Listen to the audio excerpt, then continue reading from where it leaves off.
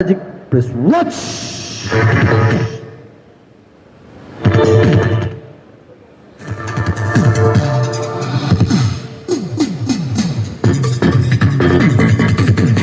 ഒരാളാരാ വരുന്നത്? അറിവ് വരുന്നുണ്ടോ? എൻ്റെ കൈവശം ഒരു കാലിയായ ബോക്സാണ്, MD ആണ്, പ്ലസ് വാച്ച്. പ്രിയപ്പെട്ടവരെ, മുഖ്യ തെരഞ്ഞെടുപ്പ് കമ്മീഷൻ നമ്മളോട് പറയുന്നു, ഈ തെരഞ്ഞെടുപ്പ് ഓരോ തിരഞ്ഞെടുപ്പ് കഴിയുമ്പോഴും നമ്മുടെ ഭൂമി മലിനപ്പെടും അല്ലേ? അങ്ങനെ പാടില്ല. തെരഞ്ഞെടുപ്പുകൾ ഭൂമിക്ക് ചരമഗീതം എഴുതാൻ പാടില്ല. തെരഞ്ഞെടുപ്പുകൾ ജനാധിപത്യത്തിൻ്റെ ഉത്സവമാണ്. അത് ആഘോഷിക്കണം, സമൃദ്ധമായി ആഘോഷിക്കുക. നമ്മുടെ തെരഞ്ഞെടുപ്പ് വിവേകത്തോടുകൂടി ഉപയോഗിക്കുക. നമ്മൾ ഇഷ്ടപ്പെട്ട, നമ്മൾ ബഹുമാനിക്കുന്ന സ്ഥാനാർത്ഥികൾക്ക് നിങ്ങളുടെ വോട്ട് നിർബന്ധമായും ചെയ്യുക. ഒപ്പം ഈ വോട്ട് കൊണ്ട് നമ്മുടെ പരിസ്ഥിതിക്കൊരിക്കലും തകരാറുണ്ടാകരുത്. ഇലക്ഷൻ വീണ്ടും 5 കൊല്ലം കൂടും വരും. പക്ഷേ ഈ ഭൂമി, ഞാൻ ആദ്യം പറഞ്ഞ പോലെ, ഇന്നലെ ആരുടേതോ, അത് കഴിഞ്ഞ് ഇന്ന് നമ്മൾ, നാളെ ഈ ഭൂമി കടം വാങ്ങിയതാണ്, അത് തിരിച്ചു കൊടുക്കണം. ഇതേപോലെ അതുകൊണ്ട് ഈ ഭൂമിക്ക് പോറലേൽക്കരുത്. അതിനുവേണ്ടി ഈ തെരഞ്ഞെടുപ്പ് സമയത്ത് എന്തൊക്കെ കാര്യങ്ങളാണ് ബൂത്തിലും നമ്മുടെ അവിടെ ചെയ്യേണ്ടത് നോക്കാം. കാലിയായിരിക്കുന്ന ഒരു ബോക്സാണ്.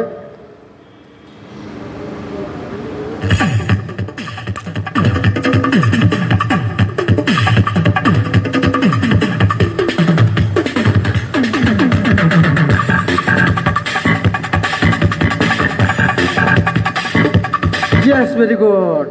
മുൻകാലങ്ങളിൽ ചായ കഴിക്കാൻ paper cup, plastic laminated paper കപ്പിലായിരുന്നു പോളിംഗ് ഓഫീസർമാരും സ്ഥാനാർത്ഥിയുടെ ഏജന്റുമാരൊക്കെ ചായ കുടിച്ചത്, കാപ്പി കുടിച്ചത്, വെള്ളം കുടിച്ചത്. പക്ഷേ ഇപ്രാവശ്യം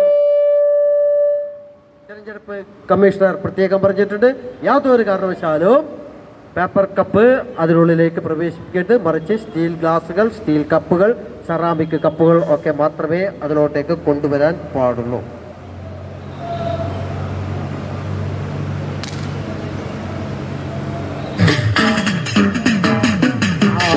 ഐഡന്റിറ്റി കാർഡുകൾ, ഓഫീഷ്യൽസും അതുപോലെ സ്ഥാനാർത്ഥിയുടെ ബൂത്ത് ഏജന്റുമാരൊക്കെ തന്നെ ഐഡന്റിറ്റി കാർഡ് ധരിക്കണം. അത് പ്ലാസ്റ്റിക് കോട്ട് ചെയ്യാൻ പാടില്ല. ലാമിനേഷൻ ചെയ്യാത്ത ഇതുപോലുള്ള കാർഡ്ബോർഡിൽ തയ്യാറാക്കിയിരിക്കുന്ന പ്ലാസ്റ്റിക് പരിസ്ഥിതി സൗഹൃദമായ ഐഡന്റിറ്റി കാർഡുകളായിരിക്കണം ഇവർ ധരിക്കേണ്ടത് എന്ന് ഒരു നിർദ്ദേശം വെച്ചിട്ടുണ്ട്.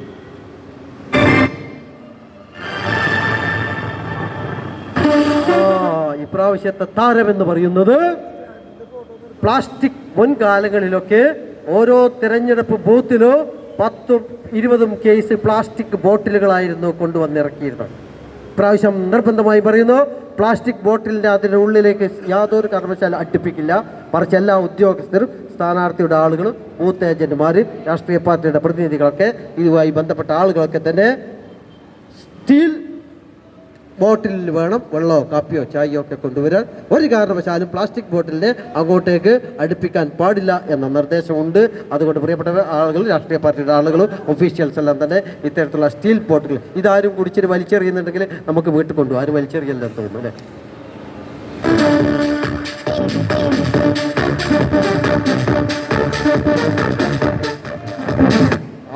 ഇതെന്താണ്? പേപ്പർ പേനയാണ്. പേപ്പർ പേന ഉപയോഗിച്ച് നമുക്ക് ഒപ്പിടാൻ തരും.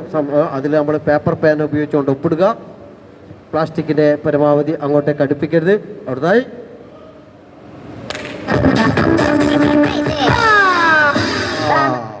പണ്ടൊക്കെ ഓഫീസർമാർ, ഓഫീഷ്യൽസ് എല്ലാം നല്ല ചുവന്നും പച്ചയും നീലയൊക്കെ നല്ല കട്ടിയുള്ള പ്ലാസ്റ്റിക് ഫയലുമായിട്ടായിരുന്നു അങ്ങോട്ട് പോയിരുന്നത്.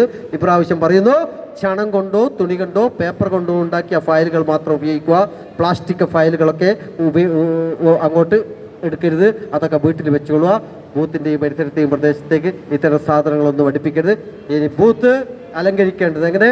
തെർമോക്കോള്, ഫ്ലക്സ് തുടങ്ങിയ സാധനങ്ങളൊന്നും പാടില്ല. മറിച്ച് ഓല, പനയോല, വാഴയില, അങ്ങനെയുള്ള പ്രകൃതിദത്തമായ സംഭവങ്ങൾ കൊണ്ട് അലങ്കരിച്ച്, അലങ്കാരങ്ങളൊക്കെ പണ്ട് സ്ഥാനാർത്ഥിയുടെ വലിയ കട്ടൗട്ടറുകളൊക്കെ ഉണ്ടാവും. ഇത് കഴിഞ്ഞ് കഴിഞ്ഞാൽ അവിടെ തന്നെ വീണ് അവിടെ തന്നെ മണ്ണിൽ ലയിക്കുമായിരുന്നു. ഇപ്രാവശ്യം അങ്ങനെ പാടില്ല എന്ന നിർദ്ദേശം വന്നിട്ടുണ്ട്. അതുകൊണ്ട് പ്രിയപ്പെട്ടവരെ, ഒഫീഷ്യൽസ്, സ്ഥാനാർത്ഥികളുടെ ബൂത്ത് ഏജന്റുമാരൊക്കെ തന്നെ ഈ കാര്യങ്ങൾ ശ്രദ്ധിക്കണമെന്ന് പറഞ്ഞുകൊണ്ട്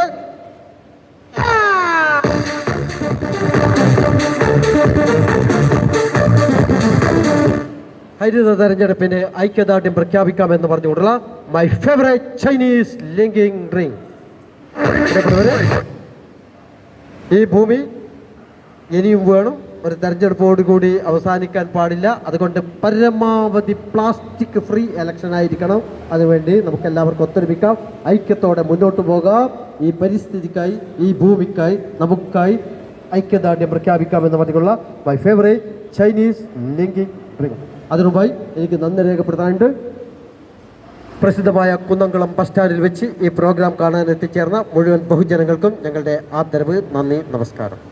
ഒപ്പം ഈ പരിപാടിക്ക് അവസരമൊരുക്കിയ ജില്ലാ ശുചിത്വ മിഷൻ അതിൻ്റെ ഓഫീസർമാർക്ക്, അവിടുത്തെ സ്റ്റാഫ് അംഗങ്ങൾക്ക് ഞങ്ങളുടെ നന്ദി, നമസ്കാരം. അതുപോലെ ആരോഗ്യവകുപ്പിലെ ഹരിതകർമ്മസേനയിലെ എല്ലാ വിഭാഗത്തിൻ്റെ ആളുകളോടും ഞങ്ങളുടെ നന്ദി രേഖപ്പെട്ടിരുന്നു.